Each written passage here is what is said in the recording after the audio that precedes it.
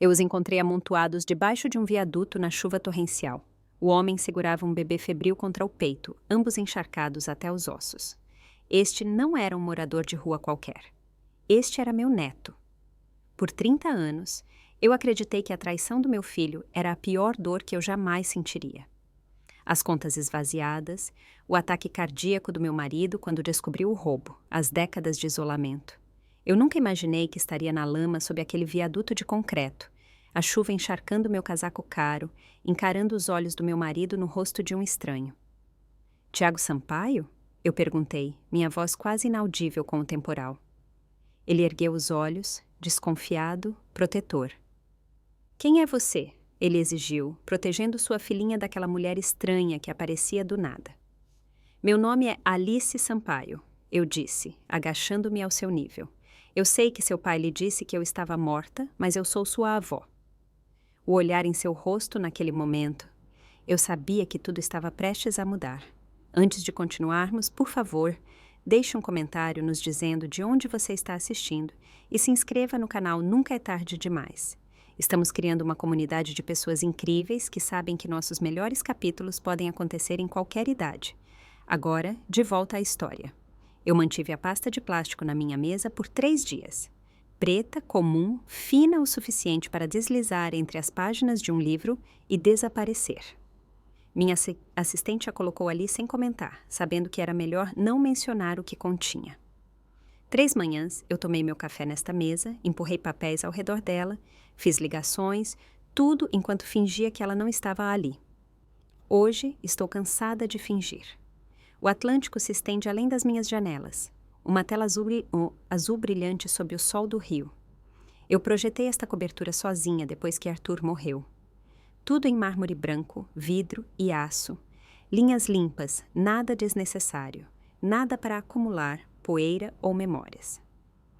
Eu vivo aqui há 28 anos. Às vezes, ainda me sinto como uma visitante.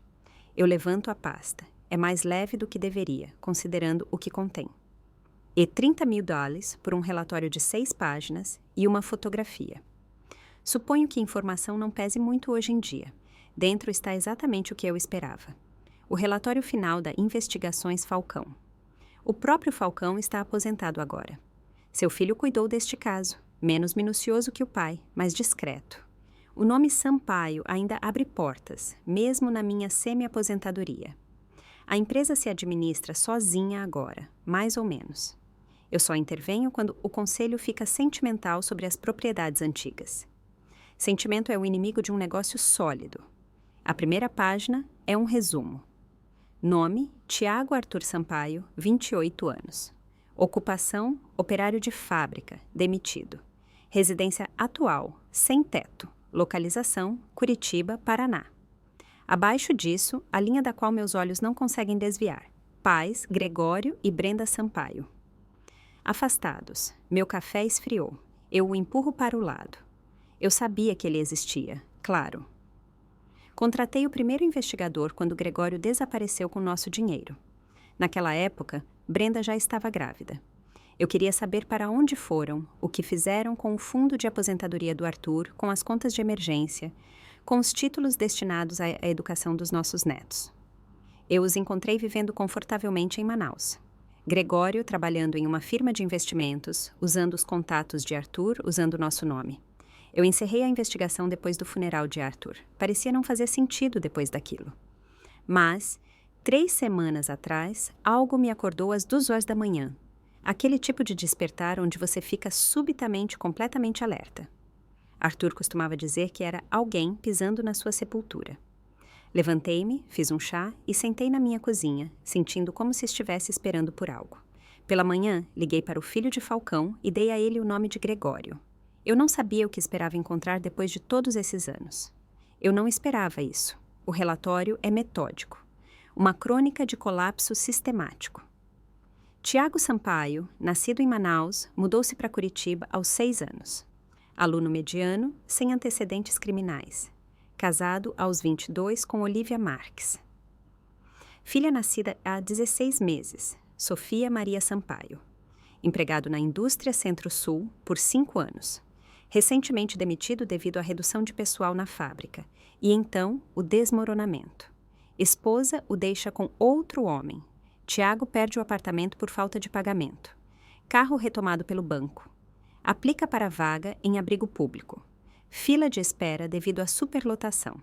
Faz ligação para os pais solicitando ajuda temporária de moradia. Pedido negado. Eu li esta última linha 2 vezes. Pedido negado. Tão frias essas 2 palavras, tão familiares. Gregório negando abrigo ao seu próprio filho, assim como ele nos negou qualquer explicação quando limpou nossas contas e desapareceu. Alguns padrões nunca mudam.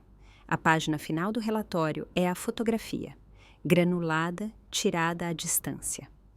Um homem está sentado encurvado sob o teto de concreto de um viaduto. Cabelos escuros, estrutura magra. Ele está aninhando algo contra o peito. Um volume enrolado no que parece ser uma jaqueta azul desbotada. Uma pequena mão é visível, estendendo-se em direção ao rosto dele. Eu coloco a foto na mesa com cuidado, como se ela pudesse se desfazer entre meus dedos. Estou de volta à nossa antiga casa em Petrópolis. 30 anos desaparecem como fumaça. A casa está silenciosa demais quando abro a porta. O carro de Arthur está na garagem, mas ele não responde quando eu chamo. Eu o encontro em seu escritório, encarando o cofre aberto na parede. Vazio. A escrivaninha antiga, onde ele guardava o relógio de bolso do avô, as gavetas escancaradas. Lembro-me de como ele não se virou quando entrei. Como ele apenas continuou olhando para o cofre vazio. Gregório levou tudo, ele disse. Não era uma pergunta. Sua voz era plana, como se estivesse comentando sobre o tempo. Liguei para o banco, liguei para nosso contador, liguei para o telefone de Gregório repetidamente. Nenhuma resposta. Quando olhei de volta para Arthur, a cor dele havia mudado. Cinza como papel velho, sua mão esquerda agarrando o peito, a direita se estendendo para mim. Eu não consegui alcançar o telefone a tempo. O médico chamou de ataque cardíaco fulminante. Causas naturais. Nada que alguém pudesse ter feito. Eu sabia a verdade. Arthur Sampaio morreu de desgosto, sentado em sua poltrona de couro favorita, traído pelo filho que havia sido o centro de seu mundo. A memória recua, deixando-me de volta na minha cobertura silenciosa. A pasta ainda está aberta. A fotografia ainda me encara. Tiago e Sofia Sampaio, o neto de Arthur, a bisneta de Arthur. Vivendo debaixo de uma ponte porque Gregório lhes negou abrigo. Por 30 anos, eu fui um fantasma na minha própria vida. Administrar a construtora Sampaio era apenas algo para preencher os dias depois que Arthur se foi. Parei de me importar com a maioria das coisas, parei de receber pessoas, parei de comemorar feriados. As mulheres nos meus comitês de caridade me chamavam de rainha de gelo, pelas costas. Eu nunca as corrigi. Mas o gelo pode preservar coisas. Como a raiva, como um propósito. Eu fecho a pasta com um baque suave. A decisão parece como acordar de um longo sono. Eu pressiono o botão do interfone no telefone da minha mesa. Margarida, preciso do jatinho preparado. E ligue para o Arthur do serviço de carro. Vou precisar de transporte em Curitiba, Paraná.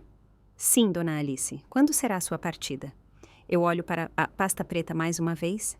Amanhã de manhã. E Margarida, faça minha mala para pelo menos uma semana. Roupas apropriadas para o clima de Curitiba nesta época do ano. Claro, alguém acompanhará? Não, isso é pessoal. Eu encerro a chamada e caminho até a janela. 105 andares abaixo, as pessoas se movem como insetos, tão pequenas desta altura. Tão fácil esquecer que elas têm vidas tão complicadas quanto a minha. Por décadas eu me mantive acima de tudo. Distante, segura, isso acaba amanhã. Eu pressiono minha palma contra o vidro frio. Tenho 78 anos. Tenho mais dinheiro do que poderia gastar em 3 vidas. Tenho uma empresa que carrega o nome da família do meu marido. O que eu não tenho é muito tempo restante. Ou qualquer coisa que se assemelhe a uma família. O homem debaixo daquela ponte não sabe que eu existo. Seu pai provavelmente lhe disse que eu estava morta, assim como ele me disse que eles haviam se mudado para o exterior. Outra das mentiras convenientes de Gregório. Tiago não sabe sobre Arthur, sobre a construtora Sampaio, sobre seu legado. Ele não sabe que seus olhos, se forem algo como os da foto de sua CNH no relatório, são do mesmo castanho profundo dos do meu marido. Ele não sabe, mas ele saberá. Eu não rezo desde o funeral de Arthur. Não acredito em muita coisa. Mas, parada aqui, olhando para a vastidão do oceano, eu me pego esperando que algum traço de Arthur viva naquele jovem, que o veneno de Gregório não tenha chegado até a próxima geração. Amanhã eu descobrirei. Amanhã eu encontrarei o último do Sampaio, mesmo que ele não saiba que é isso que ele é. Os motores do jatinho uniam em um tom que eu há muito tempo parei de notar. 1h30 do Rio a Curitiba. 1h30 para questionar minha própria sanidade. Fora da minha janela, as nuvens se esticavam como um tapete branco abaixo de nós. Eu havia deixado minha bandeja de almoço intocada na mesa lateral.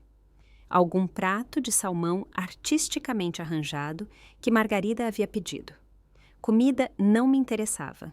Eu estava funcionando à base de café preto e determinação, ambos amargos e necessários. A comissária de bordo apareceu ao meu lado. Dona Alice, pousaremos em 20 minutos. Seu carro está confirmado e esperando. Obrigada, Jéssica. O clima em Curitiba não está ideal. Chuva forte. Gostaria que eu providenciasse algo adicional? Não, eu trouxe roupas apropriadas. Ela assentiu e se retirou. Eu a empregava há quase uma década, e ela ainda me tratava com a deferência cautelosa de uma nova contratada. Suponho que eu cultivei essa resposta. Mais fácil assim, menos perguntas. O jato começou sua descida, mergulhando através da espessa cobertura de nuvens. Quando rompemos, o Paraná se espalhou abaixo de nós, plano, cinza e comum. Nada como os azuis e verdes vívidos do rio. Esta paisagem combinava perfeitamente com meu humor. Tomás estava esperando como prometido, parado ao lado de um sedã preto de luxo com um guarda-chuva pronto. Ele havia dirigido para mim em 6 cidades diferentes ao longo dos anos. Nunca fazia perguntas, nunca oferecia conversa desnecessária. O funcionário perfeito. Dona Alice, ele disse com um pequeno aceno enquanto segurava a porta. Tomás, bom vê-lo novamente. Para onde, senhora? Eu lhe entreguei um pedaço de papel dobrado com as coordenadas marcadas. Ele olhou, sua expressão inalterada. Claro, deve levar cerca de 30 minutos. O carro deslizou para longe do terminal de aviação particular, entrando na rodovia. Curitiba parecia dezenas de outras cidades brasileiras de médio porte que visitei a negócios. As mesmas redes de fast food, as mesmas concessionárias de carros, os mesmos outdoors prometendo alívio de dívidas, doenças e desespero. A mesmice era quase reconfortante em sua previsibilidade. Então viramos para leste e o cenário começou a mudar. Os primeiros sinais foram sutis, mais buracos na estrada, menos prédios novos. Então, marcadores mais óbvios, financeiras de dinheiro rápido, botecos com grades nas janelas, terrenos baldios onde antes havia negócios. A chuva começou a cair, leve no início, depois com intensidade crescente. Os limpadores de para-brisa criavam um ritmo hipnótico contra o vidro. Eu já fui dona de propriedades em bairros como este. No início da minha carreira, eu mesma andava pelas ruas, identificando prédios para adquirir. Arthur sempre dizia que eu tinha um olho para o potencial sob a decadência. Mas eram viagens de negócios, avaliações clínicas de valor. Isso era diferente. Em algum lugar neste lugar esquecido estava meu neto. Meu neto. As palavras ainda pareciam estranhas em minha mente. O carro diminuiu a velocidade enquanto nos aproximávamos de um enorme viaduto de concreto. A rodovia acima de nós rugia com o fluxo constante de tráfego, amplificado pela forte chuva que batia em nosso teto. Através das janelas molhadas, pude distinguir um pequeno acampamento escondido contra um dos pilares de sustentação. Uma lona azul, algum tipo de barraca, pilhas do que poderiam ser pertences ou apenas detritos. Tomás parou no acostamento lamacento, os pneus afundando na terra molhada. O motor funcionava suavemente enquanto ele se virava para mim. Senhora, isso não parece... Ele hesitou, escolhendo suas palavras com cuidado. Seguro. Se me disser o que precisa, eu posso ir por você. Não, Tomás. Minha voz saiu mais áspera do que eu pretendia. Mais suave, eu adicionei. Este é meu. Seu rosto não demonstrou nada. Manterei o carro ligado. Retirei meu guarda-chuva da capa e abri a porta. O som da chuva era ensurdecedor, um rugido pontuado pelo trovão dos caminhões passando no viaduto. O cheiro me atingiu imediatamente. Terra molhada, exaustão e algo mais. O odor particular da pobreza. Meus sapatos, couro italiano, sensatos, mais caros, afundaram imediatamente na lama. Não me permiti hesitar. Comecei a andar em direção ao acampamento. Meu guarda-chuva, um escudo frágil contra o dilúvio. A água espirrava contra meus tornozelos a cada passo, encharcando minhas calças, apesar do meu passo cuidadoso. A área sob o viaduto era uma colcha de retalhos de poças e lixo, embalagens de fast food, vidro quebrado, um carrinho de supermercado virado de lado, e ali, contra o pilar de concreto, uma pequena barraca, seu tecido fino ondulando nas rajadas ocasionais de vento que varriam sob o viaduto. Eu estava na metade do caminho quando ouvi. Um choro fino, quase inaudível acima da tempestade. O choro de um bebê. Não o berro saudável de uma birra, mas o som fraco e exausto de desconforto genuíno. De necessidade. Meu passo acelerou, apesar do terreno traiçoeiro. Enquanto me aproximava, pude ver que a aba da barraca estava parcialmente aberta. Lá dentro, um homem estava ajoelhado de costas para mim. Seus ombros estavam curvados, sua coluna visível através de sua camiseta fina, enquanto ele se inclinava sobre algo em seus braços. Seus movimentos eram gentis, mas desesperados, o balanço rítmico de alguém tentando acalmar a criança. Parei do lado de fora da entrada. Por um momento, fiquei congelada, o peso total do que eu estava fazendo subitamente real. Eu não estava mais olhando para um relatório. Isso não era um problema abstrato para resolver. Tiago Sampaio. Ele se virou, um movimento tão brusco que pareceu doloroso. Um braço instintivamente se apertou ao redor do volume que ele segurava. O outro se apoiou no chão, como se estivesse pronto para fugir. Seu rosto, meu Deus, seu rosto. Sob a barba por fazer e a exaustão, eu podia ver Arthur. O mesmo maxilar forte, os mesmos olhos fundos, agora cansados e defensivos. Quem é você? Sua voz era rouca, ou pelo desuso ou por doença. O bebê em seus braços se contorceu, seus choros ficando mais insistentes. Ela estava enrolada no que parecia ser uma jaqueta masculina, grande demais para seu corpo minúsculo. Seu rosto estava vermelho, seus cabelos escuros colados à testa de suor, apesar do frio no ar. Sem pensar, dei um passo à frente e ajustei meu guarda-chuva, inclinando-o para cobrir completamente a abertura da barraca. A chuva imediatamente começou a açoitar meus ombros e cabeça, mas eu mal notei. Ela está quente, eu disse, apontando para a criança. Febre. A confusão passou por seu rosto. O que você quer? Nós não temos nada. Eu não estou aqui para tirar nada de você. Eu me agachei, ficando no nível dos seus olhos, ignorando a lama, encharcando meus joelhos. Meu nome é Alice Sampaio. Nada. Nenhum reconhecimento em seus olhos. Eu sou sua avó. Ele me encarou, a confusão dando lugar à suspeita. Isso não é possível, ele disse categoricamente. Meus avós estão mortos, ambos os lados. Seu pai lhe disse isso, sobre mim, pelo menos. Eu mantive seu olhar firmemente. Gregório mentiu. Com a menção do nome de seu pai, algo mudou em sua expressão. Não um abrandamento, exatamente. Um tipo diferente de cansaço. Eu não sei que tipo de golpe é esse, mas não estou interessado. Ele começou a se virar, depois parou quando o bebê deu outro choro, este mais urgente. Ela precisa de um médico, eu disse baixinho. Você acha que eu não sei disso? As palavras explodiram dele, cruas de frustração e medo. A UPA disse que era só um resfriado. Me deram um Tylenol infantil e nos mandaram embora. Ela está assim há 3 dias. Eu o estudei por um momento. Quando foi a última vez que você comeu, Tiago? Ele desviou o olhar. Eu estou bem. Não foi isso que eu perguntei. Ontem, talvez. Seu maxilar se contraiu. Olha, eu agradeço a preocupação, mas... Eu tenho um carro esperando, eu interrompi. Está quente, seco, tem comida, e eu posso ter uma pediatra nos esperando no meu hotel dentro de 1 hora.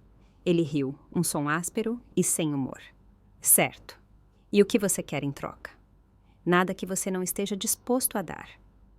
Eu me inclinei levemente para a frente. Eu não estou pedindo para você confiar em mim. Estou pedindo para você tomar uma decisão prática pelo bem da sua filha. Os choros do bebê haviam diminuído para gemidos. Ela parecia completamente exausta. Sofia, ele disse baixinho, olhando para ela. O nome dela é Sofia. Sofia, eu repeti. O nome parecia estranho na minha língua, desconhecido, mas de alguma forma certo. Arthur teria gostado desse nome. Quem? Seu avô, meu marido. Ele estudou meu rosto, procurando por algo. Um indício, talvez, ou algum sinal de engano. O que ele viu, em vez disso, deve ter sido um esgotamento igual ao dele. 1 hora, ele finalmente disse. Nós vamos ao seu hotel. Sofia vê um médico. Então conversamos. Se eu não gostar do que ouvir, nós vamos embora. Eu assenti uma vez. Combinado. Ele pegou uma pequena mochila, todas as suas posses no mundo, eu percebi. E lutou para ficar de pé, mantendo Sofia segura contra o peito. Notei como ele balançou ligeiramente, apoiando-se no poste da barraca. Você precisa de ajuda? Eu perguntei. Eu posso carregar minha própria filha, ele respondeu, o orgulho enrijecendo sua espinha. Momentaneamente, caminhamos de volta para o carro em silêncio, a chuva ainda batendo ao nosso redor. Tomás nos viu aproximando e saiu rapidamente para abrir a porta traseira. Se ele estava surpreso com meus companheiros, não demonstrou. Enquanto Tiago deslizava para o interior quente do carro, ainda agarrando Sofia em seu peito, eu peguei um vislumbre de seu rosto na luz fraca. Por apenas um momento, o cansaço desapareceu, substituído por puro alívio. Era o olhar de alguém que estava se afogando e finalmente tocou terra firme. Eu o segui para dentro do carro, fechando meu guarda-chuva e deixando-o pingando no tapete. Para o Hotel Granville, Tomás. E ligue para a doutora Guimarães. Diga a ela que é urgente. Enquanto o carro se afastava do meio-fio, olhei para trás, para a pequena barraca já desmoronando sob o peso da chuva. Ela desapareceria pela manhã, lavada como se nunca tivesse existido, como se eles nunca tivessem estado lá. Alguns fantasmas se recusavam a ser esquecidos. Eu observei Tiago do outro lado da suíte do hotel enquanto a doutora Guimarães examinava Sofia. A transformação do viaduto para este momento foi rápida e desorientadora. Para ele, acima de tudo. Menos de 3 horas atrás, eles estavam amontoados sob aquele viaduto de concreto. Agora, Sofia estava deitada em lençóis brancos e impecáveis enquanto uma pediatra ouvia seu peito. Infecção respiratória, confirmou a doutora Guimarães, removendo o estetoscópio. Ela precisa de antibióticos imediatamente. Eu trouxe alguns comigo para começar. Ela olhou diretamente para Tiago. Você buscou ajuda para ela bem a tempo, Sr. Sampaio. Tiago não largou a mãozinha de Sofia durante todo o exame. Ela vai ficar bem? Com os devidos cuidados? Com certeza. Ela precisa de calor, descanso, medicação e boa nutrição. A doutora Guimarães olhou para mim. Dona Alice diz que vocês viajarão para o Rio de Janeiro amanhã. Tiago olhou para mim, a incerteza clara em seu rosto. Somente se Sofia estiver bem o suficiente, eu disse. E somente se for isso que Tiago decidir. A doutora Guimarães assentiu. O voo particular seria realmente melhor do que uma viagem comercial, menos exposição a outras doenças. Vou fornecer instruções detalhadas para os cuidados durante a viagem. Depois que ela saiu, Tiago sentou-se na beira da cama, Sofia aninhada contra ele. Ela havia caído em um sono mais tranquilo depois de tomar o remédio. O silêncio entre nós se estendeu, cheio de perguntas não feitas. Tem comida? Eu disse finalmente, gesticulando para o carrinho do serviço de quarto que eu pedi enquanto a médica examinava Sofia. Você deveria comer alguma coisa. Ele olhou para os pratos cobertos, depois de volta para Sofia. Eu entendi sua relutância em colocá-la no berço, mesmo que por um momento. Posso? Eu perguntei, estendendo meus braços. Sua hesitação foi breve, mas perceptível. Então, cuidadosamente, ele transferiu sua filha para os meus braços. Acomodei-me em uma poltrona, apoiando a cabeça dela na curva do meu cotovelo. Coma, eu disse. Eu estou com ela. Ele comeu como um homem que não via comida há dias, o que provavelmente era o caso. Mantive meus olhos em Sofia, dando a ele a dignidade de não observar sua fome. O pequeno peso dela em meus braços parecia ao mesmo tempo estranho e familiar. Fazia décadas que eu não segurava um bebê. Gregório, depois os filhos de alguns amigos, depois ninguém. O pensamento de Gregório ameaçou emergir, mas eu o afastei. Agora não. Por que você está fazendo isso? Tiago perguntou finalmente, sua voz baixa. É complicado, eu respondi. E você precisa de descanso mais do que de explicações esta noite. Amanhã, no avião, podemos conversar. Ele me estudou por um longo momento. Eu não entendo nada disso. Por que meu pai mentiria sobre você estar morta? Por que você viria nos encontrar agora? São perguntas justas, mas elas têm respostas longas. Olhei para Sofia, depois de volta para ele. Tiago, estou oferecendo a você e a Sofia um lugar seguro para ficar na minha casa. Não permanentemente, não com condições. Apenas um lugar para se recuperarem e descobrirem seus próximos passos. Se você decidir ir embora a qualquer momento, providenciarei transporte para onde você quiser ir. Simples assim, sem condições. Simples assim, porque eu deveria confiar em você. Eu encontrei seu olhar diretamente. Você não deveria, necessariamente. Você mal me conhece. Mas considere a realidade prática. Sua filha está recebendo os cuidados médicos de que precisa. Você tem um lugar seguro para dormir esta noite. Amanhã você pode tomar sua próxima decisão. Ele assentiu lentamente, o esgotamento finalmente superando seu cansaço. Em 1 hora, tanto ele quanto Sofia estavam dormindo. E eu fiz os arranjos para a nossa partida. A Vila Sampaio apareceu através das janelas do carro, enquanto contornávamos a curva final da entrada. A casa principal estava como esteve por 70 anos. Colunas brancas, varandas largas, janelas que capturavam o sol do fim da tarde. Observei o rosto de Tiago enquanto ele absorvia a cena. Sua expressão era uma mistura de admiração e apreensão. É aqui que você mora? Ele perguntou, Sofia segura em seus braços. É aqui que Arthur e eu morávamos, corrigi gentilmente. Seu avô construiu este lugar no ano anterior ao nosso casamento. O carro parou na entrada principal. Lá dentro, tudo estava preparado. Um quarto de bebê havia sido montado ao lado da suíte de hóspedes na ala leste. Maria, a babá que eu havia providenciado, chegaria em 1 hora. O Dr. Lessa, o pediatra local, verificaria Sofia naquela noite. Tiago entrou no hall de entrada, seus movimentos cautelosos, como se pudesse quebrar algo simplesmente por existir naquele espaço. Sofia, ainda se recuperando, mas melhorando com os antibióticos, fez um pequeno som contra seu ombro.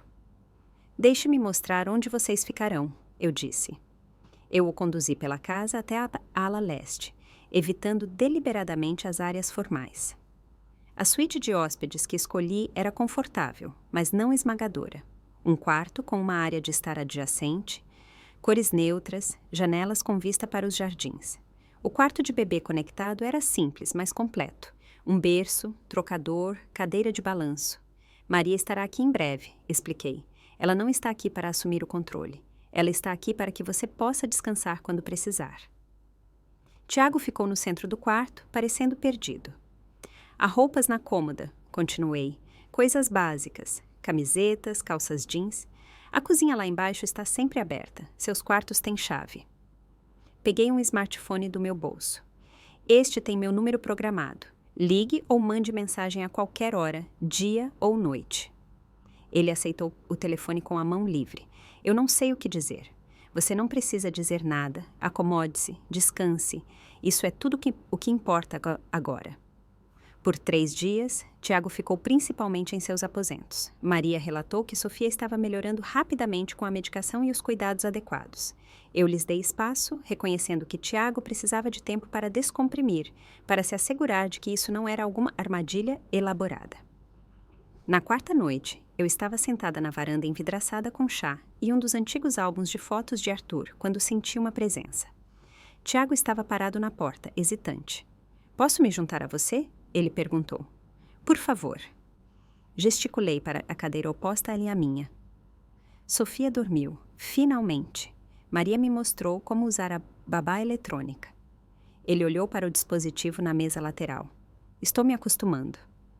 A ter ajuda? Eu assenti, servindo-lhe chá da maneira que notei que ele gostava. Sem açúcar, um pingo de leite. Você teve a chance de explorar os jardins hoje? Um pouco. Eu caminhei até o lago. Ele aceitou a xícara com um aceno de agradecimento. Este lugar é incrível. Nem sempre foi assim, eu disse, vendo uma abertura. Deslizei o álbum de fotos em sua direção. Você sabia que seu avô construía casas com as próprias mãos antes de gerenciar uma empresa? Tiago pareceu surpreso. Não, meu pai nunca falou sobre ele, sobre nenhum de vocês. Abri o álbum em uma fotografia de Arthur com roupas de trabalho, ajoelhado em um telhado com um martelo na mão. Seu sorriso era largo, genuíno. Arthur cresceu pobre no interior de Minas Gerais. O pai dele era carpinteiro e lhe ensinou o ofício. Quando Arthur se mudou para o Rio na década de 50, ele começou a construir casas simples para famílias que chegavam à capital. Virei a página para mostrar uma fileira de casas modestas. Estas foram as primeiras propriedades da construtora Sampaio. Nada chique, mas sólido, construído para durar. Tiago estudou as fotos, seus dedos pairando logo acima da superfície, sem realmente tocar. Ele parece feliz. Ele era mais feliz quando trabalhava com as mãos. Virei outra página. Este foi nosso primeiro escritório de verdade, apenas um depósito convertido com um telefone. Arthur costumava dizer: a Sampaio não constrói casas. Nós construímos o lugar onde uma família se sente segura. Tiago ergueu os olhos. É por isso que você veio nos buscar? Pelo que ele acreditava? A franqueza da pergunta me pegou de surpresa. Em parte, admiti. Mas é mais complicado do que isso. Meu pai, ele disse, sua voz endurecendo ligeiramente. O que ele fez com vocês? Fechei o álbum gentilmente. Existem lacunas na história da nossa família, Tiago. 30 anos delas. Seu pai garantiu isso. Nós nunca soubemos de você crescendo. Nunca vimos suas fotos de infância. Isso é algo que nunca poderei ter de volta. Ele ficou quieto por um longo momento. Você disse nós, você e meu avô. Sim, Arthur nunca soube que você existia. Ele morreu logo depois que seu pai foi embora. Algo mudou em sua expressão. Sinto muito. Eu também. Fiz uma pausa, escolhendo minhas palavras com cuidado. Seu pai fez escolhas que eu não entendo. Mas Arthur, ele era um homem bom. O melhor que já conheci. Ele teria movido céus e terra para conhecer você. Mais tarde, naquela noite, eu estava passando pelo quarto de bebê quando ouvi um zumbido suave e baixo. Tiago estava balançando Sofia, cantando algo gentil e sem palavras. A melodia prendeu em meu peito como uma dor física. Arthur costumava cantarolar aquela mesma melodia enquanto trabalhava em seu escritório, concentrado em plantas de projetos tarde da noite. Afastei-me silenciosamente, não querendo interromper o momento. Lá embaixo, caminhei pela casa silenciosa, meus dedos roçando pelas paredes. Por 30 anos, a Vila Sampaio tinha sido um museu do que eu perdi. Naquela noite, pela primeira vez, parecia algo diferente, um lar. A manhã estava clara e quente, o tipo de clareza cristalina encontrada apenas em outubro, depois que o pior do calor do verão passou. Sentei-me em frente a Tiago na pequena mesa de café da manhã no pátio, observando-o passar geleia em um pedaço de torrada para Sofia. Ela estava sentada em um cadeirão, balbuciando alegremente. Muito diferente da bebê febril e apática que conheci debaixo daquele viaduto, 6 meses atrás. 6 meses. Às vezes pareciam dias, outras vezes, anos. Tiago havia ganhado peso, seu rosto antes magro, agora saudável, seus olhos claros. Ele encontrou uma rotina aqui. Caminhadas matinais com Sofia pelos jardins da propriedade, ajudando Maria com projetos domésticos à tarde.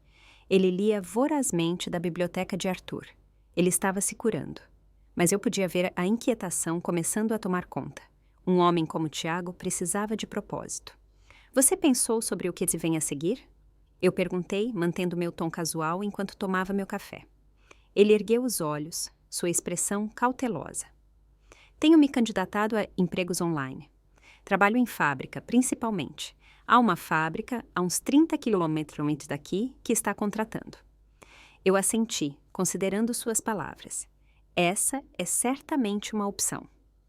Sofia esmagou sua torrada com alegria, e Tiago gentilmente limpou seus dedinhos. O amor e a atenção que ele demonstrava a ela nunca vacilavam. Isso me lembrava de Arthur, aquela mesma devoção quieta e inabalável. Posso fazer uma observação? Eu perguntei. Claro. A construtora Sampaio tem 100 corretores que podem vender uma casa de 4 quartos. O que não temos são pessoas suficientes que entendam o que a transforma em um lar. Eu coloquei minha xícara de café na mesa. Você teve um lar arrancado de você. Você lutou para fazer um lar para sua filha debaixo de um viaduto. Você entende isso melhor do que qualquer MBA que eu poderia contratar. Sua testa franziu ligeiramente. O que você está sugerindo? Temos uma vaga para gerente de projetos assistente. Nível de entrada, longas horas, trabalho não particularmente glamuroso. Eu mantive seu olhar firmemente. Isso não é um presente, Tiago. É uma oportunidade. Você começaria por baixo. Ninguém saberia quem você é. Seu sucesso ou fracasso seria inteiramente seu. Ele ficou quieto por um longo momento, distraidamente ajudando Sofia com seu copinho. Eu não tenho experiência em imóveis. Nem Arthur tinha quando começou a construir casas para as famílias. Eu sorri levemente. Mas você tem algo mais valioso: perspectiva. O que eu diria às pessoas sobre como conseguiu o emprego? Que você se candidatou e foi entrevistado como todo mundo. O que você fará? Eu fiz uma pausa. Ninguém na empresa sabe sobre nossa conexão. Essa é a sua história para contar ou manter em particular, como você escolher. Ele olhou para os jardins. Eu não quero tratamento especial. Você não terá nenhum. Na verdade, você provavelmente terá que trabalhar 2 vezes mais para provar seu valor. Levantei-me pegando meu guardanapo. Pense sobre isso. A vaga começa na próxima segunda-feira. Se estiver interessado, farei com que o RH agende uma entrevista formal amanhã. Deixei-o lá com Sofia, sabendo que ele precisava de espaço para decidir. Na hora do jantar, ele me deu sua resposta. 2 dias depois, ele entrou na sede da construtora Sampaio para sua entrevista, vestindo um terno que eu nunca tinha visto antes. Ele deve tê-lo comprado sozinho. Não era caro, mas caía bem. Ele parecia um Sampaio. O primeiro ano de Tiago na Sampaio foi um batismo de fogo. Eu me certifiquei de que ele não recebesse nenhuma atenção especial. Muito pelo contrário. Seu supervisor direto, Martim Ramos, era notoriamente exigente. Tiago passava seus dias enterrado em leis de zoneamento, relatórios de impacto ambiental e análises de mercado. Nos fins de semana, ele trabalhava em visitas abertas, montando placas e servindo café para os corretores sênior. Eu observei à distância, nunca intervindo. A cada mês, eu recebia suas avaliações de desempenho, junto com as de toda a equipe júnior. As dele eram consistentemente excelentes. Não porque ele fosse naturalmente talentoso em imóveis, mas porque ele abordava cada tarefa com o mesmo foco metódico que um dia aplicou ao trabalho na fábrica. Ele era minucioso, confiável e, o mais importante, ele ouvia. Em seu 2º ano, ele passou para uma posição de vendas júnior.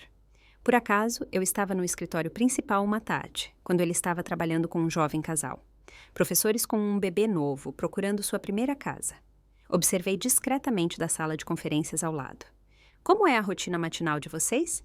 Tiago estava perguntando a eles, ignorando as folhas de listagem espalhadas pela mesa. Quem levanta com o bebê? Quanto tempo leva seu trajeto para a escola? O casal trocou olhares surpresos. Bem, a Sara geralmente levanta primeiro com a Emma, disse o marido.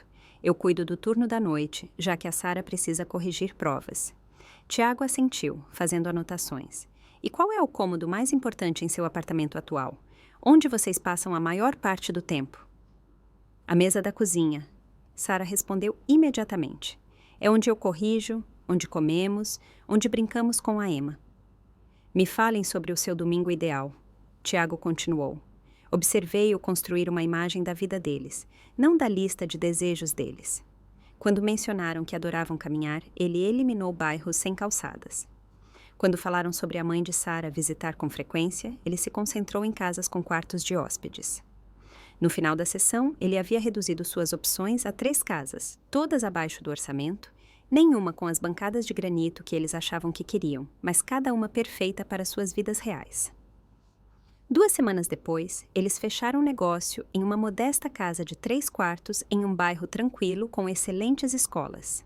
A comissão deles foi menor do que se Tiago os tivesse empurrado para uma propriedade mais cara, mas eles enviaram um cartão de Natal naquele dezembro com uma foto de sua família em sua nova varanda. Tiago o prendeu em seu cubículo. A notícia se espalhou. Mais clientes pediam o cara novo que realmente houve. Seus colegas, inicialmente desdenhosos do recém-chegado quieto, começaram a notar. No 3º ano, Tiago foi promovido a gerente de projeto sênior, supervisionando o desenvolvimento de um novo condomínio no Recreio. O projeto residencial Vila Sampaio era ambicioso. 50 casas projetadas para atrair famílias jovens, fora do mercado de luxo, mas que não queriam sacrificar a qualidade de vida. Participei das reuniões de planejamento, observando enquanto Tiago se transformava do homem hesitante que encontrei sob aquele viaduto.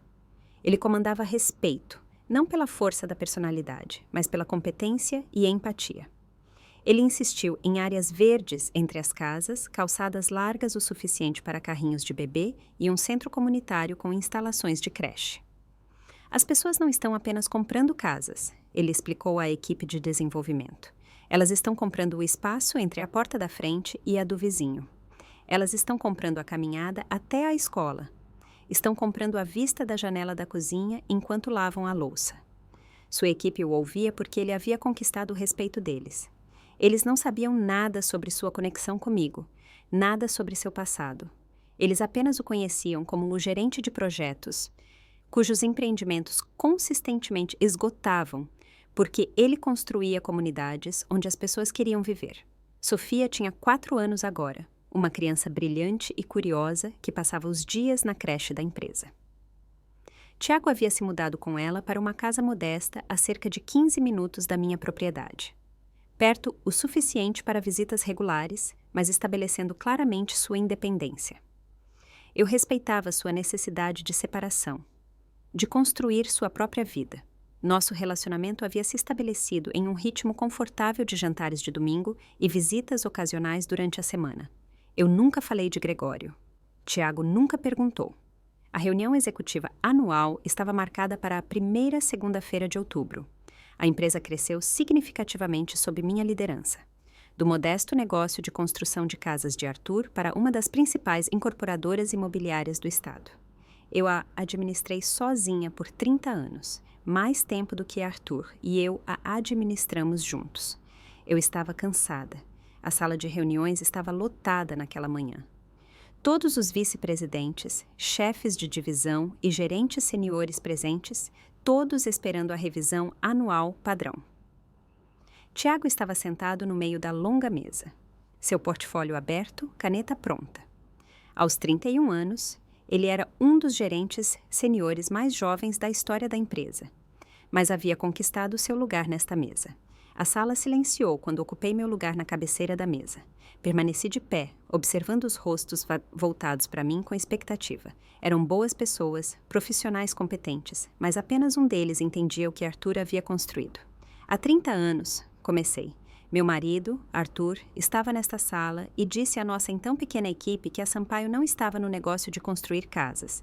Estávamos no negócio de construir futuros. Fiz uma pausa, deixando as palavras assentarem. Arthur não acreditava apenas em construir prédios. Ele acreditava em construir coisas que duram, alicerces para famílias, legados de integridade. Movi-me lentamente ao redor da mesa, fazendo contato visual com cada pessoa. Por 30 anos, procurei um sucessor que compartilhasse dessa visão. Não alguém que saiba ler um balanço patrimonial, mas alguém que entenda o valor da chave da porta da frente na mão de uma família. Uma antecipação silenciosa tomou conta da sala. Vários dos vice-presidentes se endireitaram em suas cadeiras, olhares expectantes em seus rostos. Meu olhar continuou seu circuito até alcançar Tiago. Ele me observava com atenção, sua expressão curiosa, mas despretensiosa. Eu encontrei essa pessoa, continuei. Alguém que começou por baixo e provou seu valor através da integridade e de uma empatia que não pode ser ensinada. A sala seguiu meu olhar até Tiago, cujos olhos se arregalaram ligeiramente em compreensão. Com efeito imediato, o novo CEO da construtora Sampaio é Tiago Sampaio. O silêncio foi absoluto. Tiago me encarava, o choque evidente em cada linha de seu rosto. Então, ao redor da mesa, as expressões mudaram de surpresa para cálculo e para aceitação.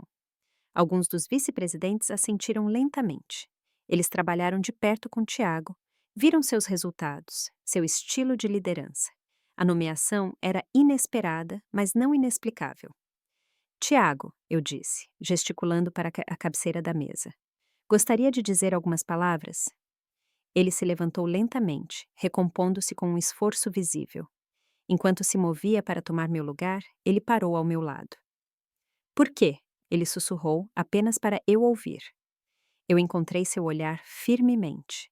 Porque você é o legado do Arthur, respondi suavemente. E o meu.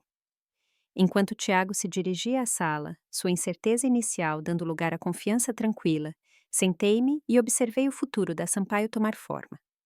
A empresa mudaria sob sua liderança, evoluiria de maneiras que Arthur e eu nunca poderíamos ter imaginado.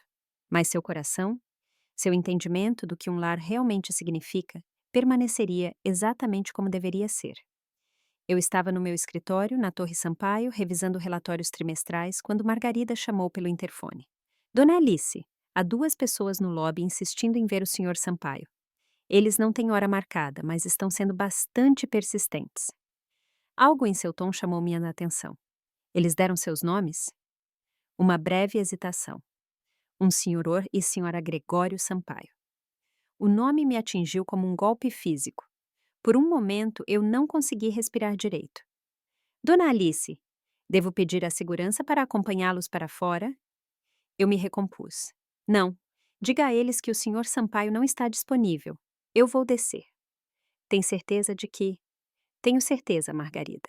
Levantei-me, alisando minha saia com mãos que de repente estavam trêmulas. 30 anos. 30 anos desde que eu vi meu filho. Eu imaginei esse momento inúmeras vezes. O que eu diria, o que eu faria.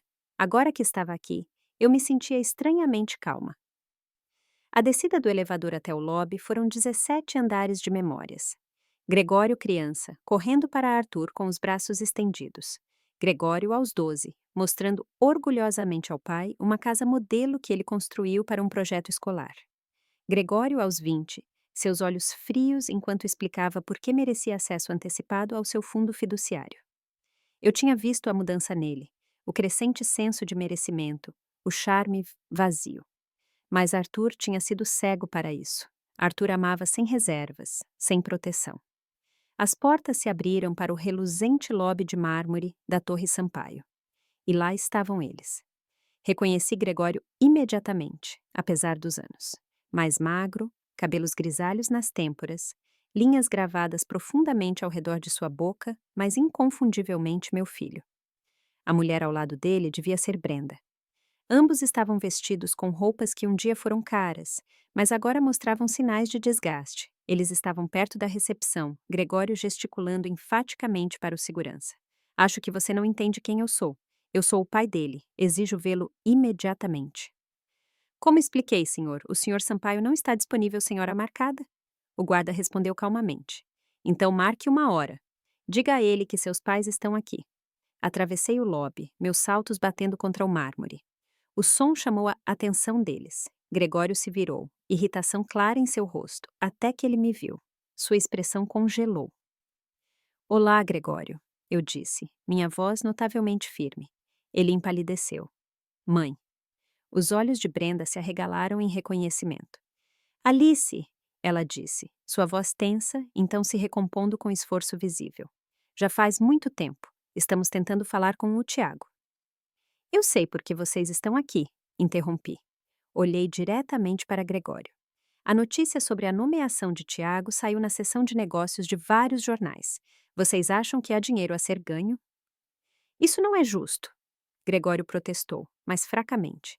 Nós somos os pais dele, temos o direito. Um direito? Repeti a palavra como vidro em minha boca. Vamos discutir direitos então, mas não aqui. Virei-me para o segurança. Por favor, acompanhe esses visitantes até a sala de conferências B e avise a assistente do Sr. Sampaio que ele não deve ser perturbado por motivo algum. Sim, Dona Alice. Gregório e Brenda trocaram olhares, mas seguiram o guarda até os elevadores. Peguei um separado, precisando daqueles poucos momentos sozinha para me recompor. A sala de conferências era pequena, com uma mesa de vidro e 6 cadeiras. Entrei por último, fechando a porta atrás de mim. Gregório e Brenda haviam se sentado de um lado da mesa. Eu permaneci de pé. Você parece bem, mãe, Gregório começou, sua voz assumindo aquela qualidade suave de que eu me lembrava muito bem. Faz muito tempo. 30 anos, 4 meses e 16 dias, respondi. Desde o dia em que você esvaziou nossas contas e desapareceu. Ele teve a decência de parecer desconfortável. Eu sei que você deve estar com raiva. Com raiva?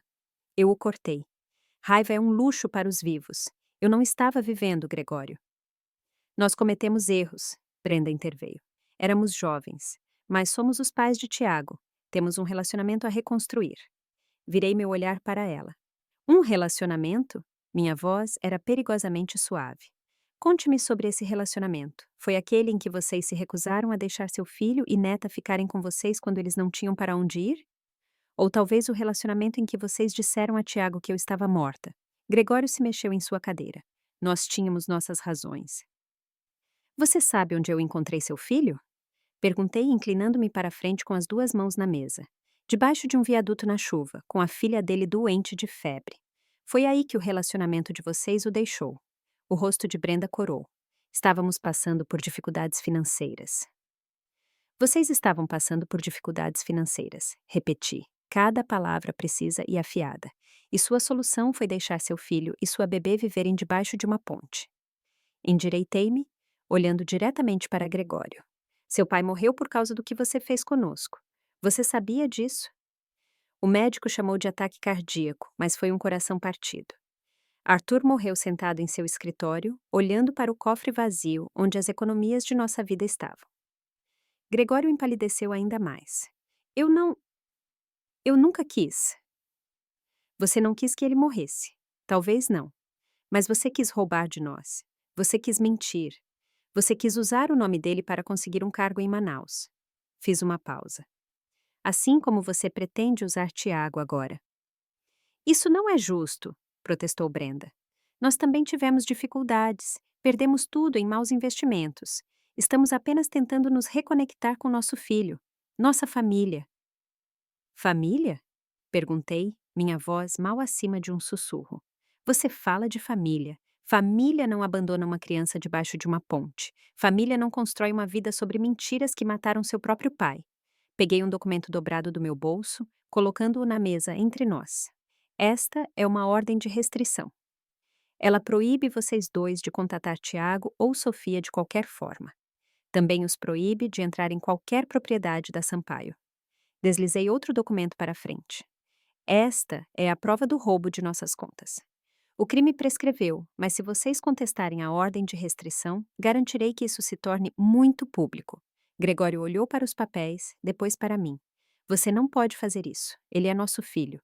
Não, eu disse simplesmente. Ele era seu filho. Você abriu mão desse direito quando o deixou debaixo daquela ponte.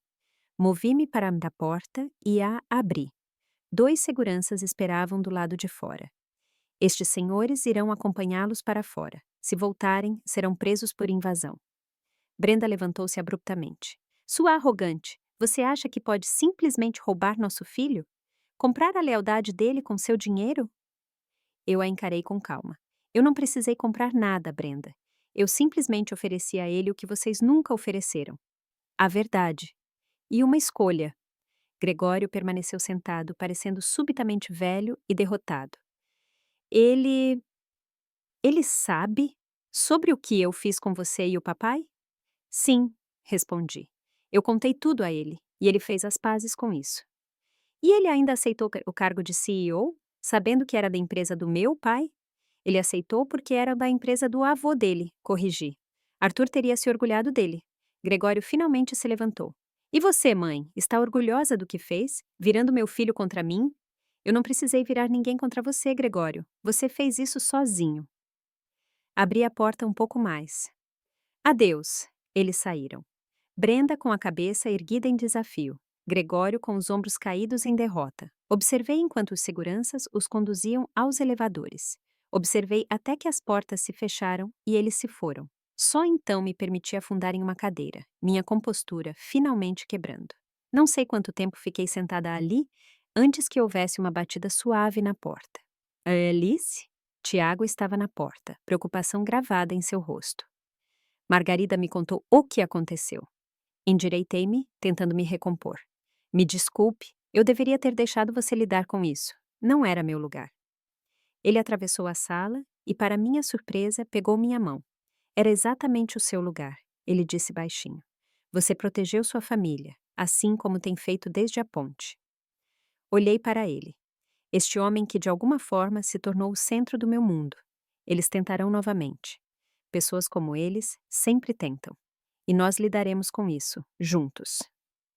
Ele sorriu levemente. Sofia está lá embaixo na creche. Ela fez algo para você na aula de artes. Quer ver? Eu assenti, de repente incapaz de falar com um nó na garganta. A vista do escritório do CEO era espetacular.